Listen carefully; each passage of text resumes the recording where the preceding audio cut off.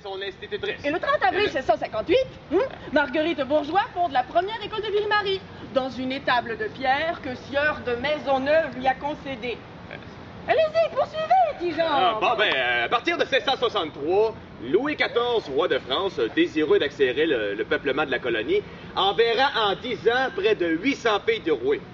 De respectables orphelines, à qui il offre une dot pour qu'ils viennent prendre mari en Nouvelle-France. Mais Tijan, il me semble qu'il manque une brebis à notre troupeau.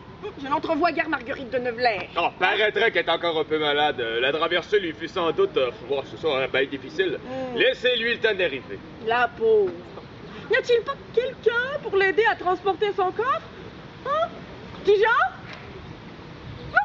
Non, je m'en occupe. Bon, restez plutôt avec nos nouveaux arrivants et poursuivez vos instructions. C'est bon, écoutez-le bien.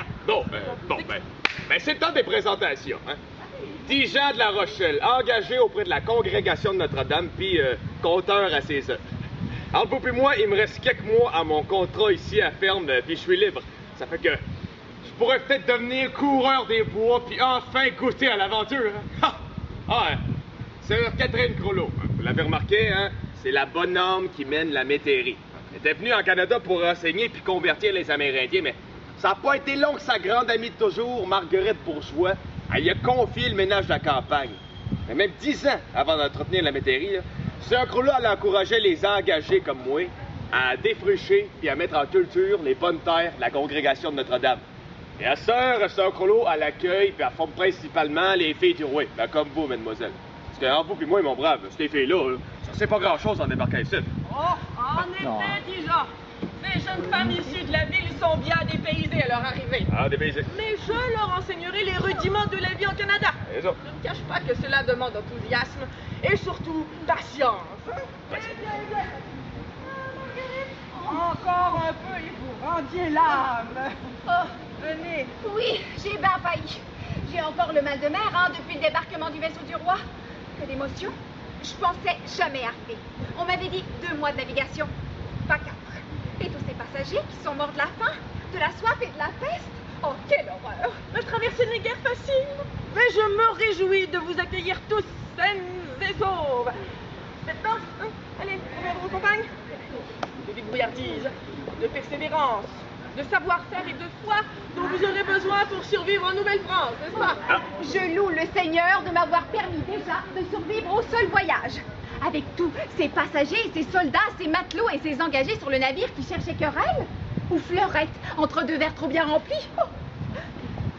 Voilà bien les hommes, n'est-ce pas, mademoiselle? Une chance d'être bonne. Sœur Catherine Crollo, elle dirait que le bon Dieu manque jamais le cas. Monsieur! Et voilà votre quincaillerie à lessive, Sœur Crollo. C'est pas Sœur Crollo? Indéniable constat, je ne suis pas Sœur Crollo.